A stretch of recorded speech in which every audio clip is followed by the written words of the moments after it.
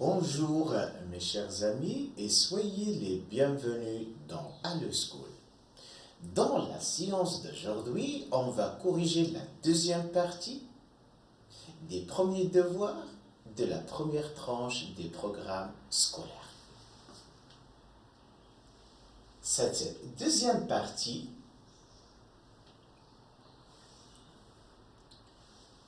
s'intitule Raisonnement scientifique, al-istidlalu al-ilmi et la communication écrite et graphique, wat-tawassul al-kitabi wal-bayan.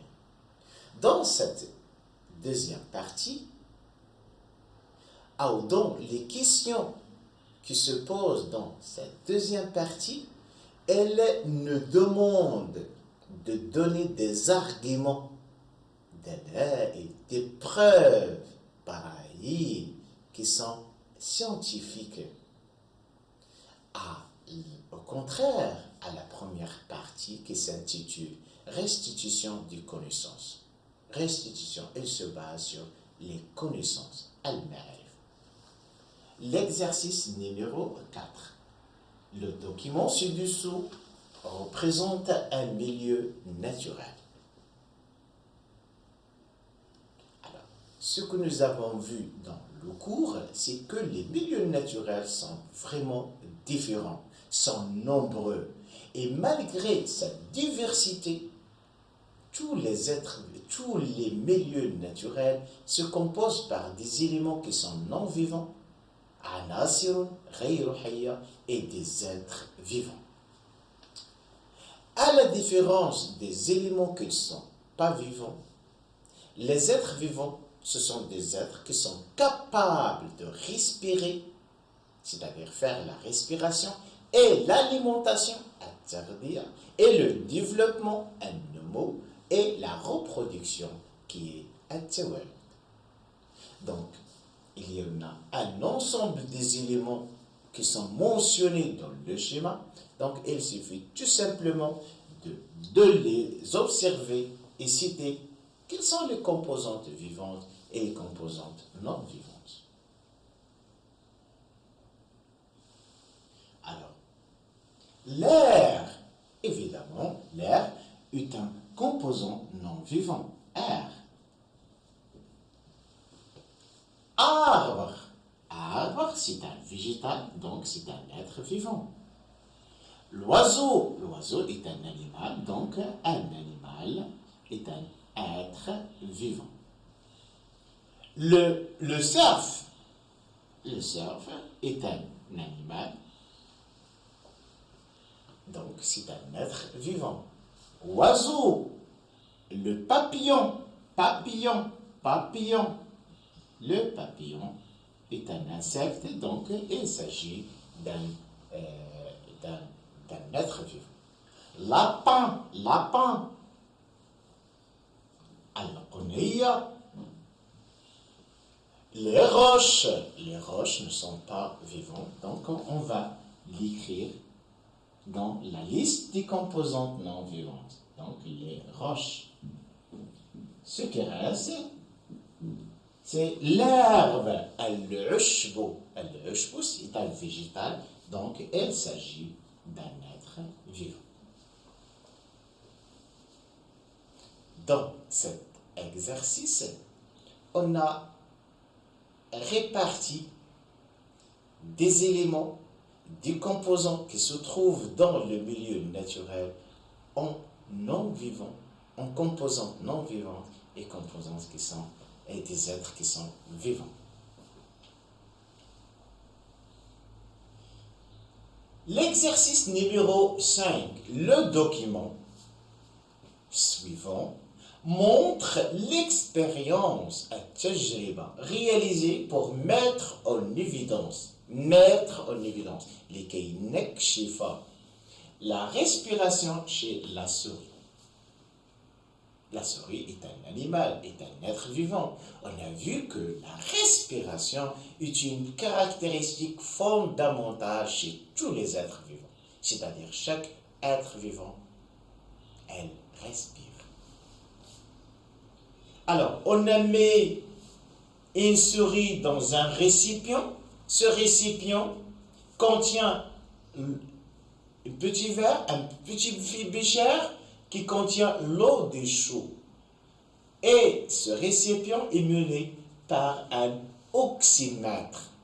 Ce qu'il faut bien retenir, c'est que l'oxymètre est un outil, appareil qui nous permet de calculer le pourcentage de déoxygène absorbé. Donc, il y en a deux expériences, expérience A, expérience B. Dans chaque expérience, il y en a le début de l'expérience, بداية التجربة, et la fin de l'expérience. Donc, regardez bien tous les éléments qui sont mentionnés dans l'expérience A et l'expérience B.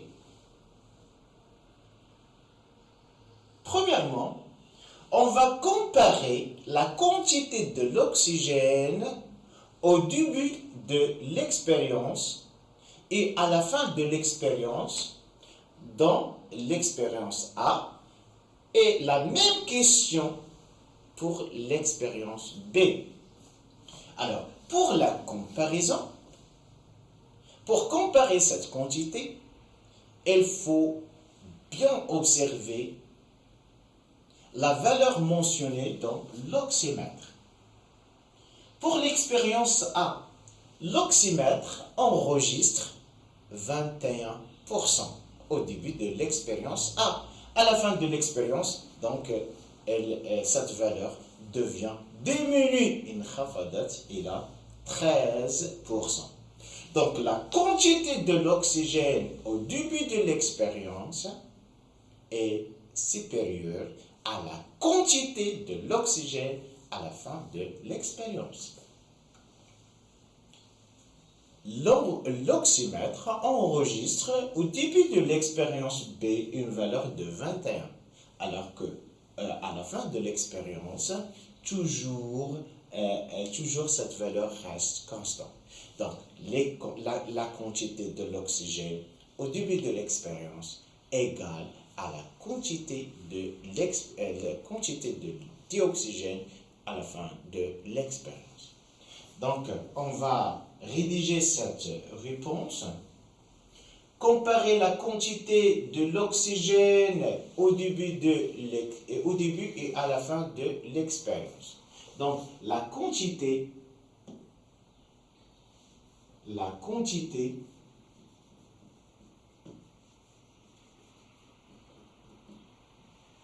de O2 au début de l'expérience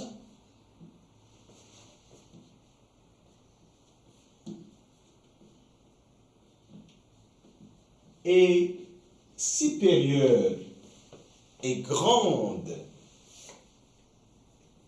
supérieure à la quantité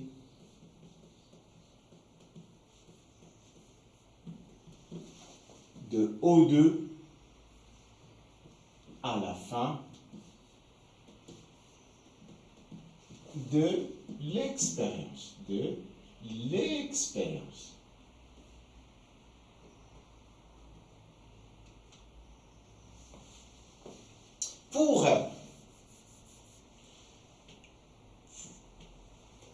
Pour la deuxième question, on va dire que la quantité de l'oxygène au début de l'expérience égale, à la place de supérieur, on va mettre égale, tu sais, oui, à la quantité de l'oxygène à la fin de l'expérience.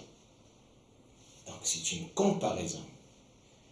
Le mot comparer, c'est tout simplement comparer entre deux éléments, c'est-à-dire la réponse doit mentionner quel est l'élément le plus supérieur de l'autre, ou bien quel est l'élément qui est inférieur de l'autre. Comparaison.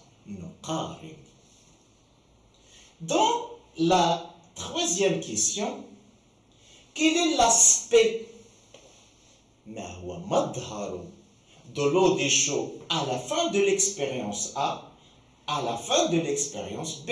Revenons à notre schéma. À la fin de l'expérience A, l'eau des chauds troublée. L'eau de chaud limpide. L'eau de chaud limpide, transparente, safine. Donc, tout simplement, on va écrire cette réponse. L'eau des chauds, à la fin de l'expérience A, l'eau des chauds est troublée. Troublée. L'eau des chauds limpide, safine, transparente, n'est pas troublée, n'est pas blanchâtre. Alors, expliquez les résultats de l'expérience A. Dans l'expérience A, on a enregistré deux résultats. Le premier résultat, c'est la diminution. Diminution de quoi? Diminution de dioxyde de carbone. Et quoi encore? L'eau des chauds troublée.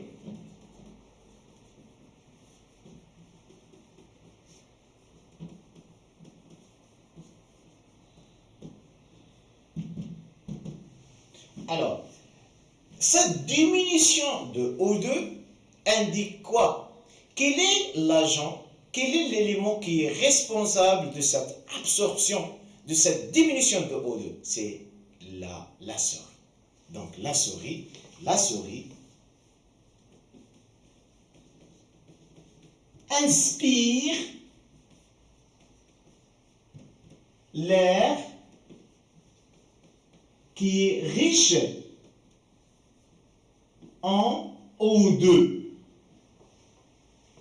Et l'eau des chauds, quel est l'élément responsable qui fait troubler l'eau des chauds? C'est le CO2. Et qui est l'élément responsable de ce dégagement? C'est la souris. Donc la souris dégage, dégage ou bien rejette, dégage CO2. Donc la souris, il inspire et expire. Il inspire l'oxygène, il expire le dioxyde de carbone.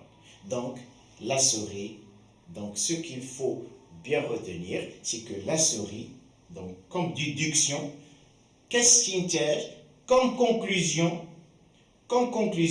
c'est la souris respire comme tous les êtres vivants. La souris respire. Donc la souris,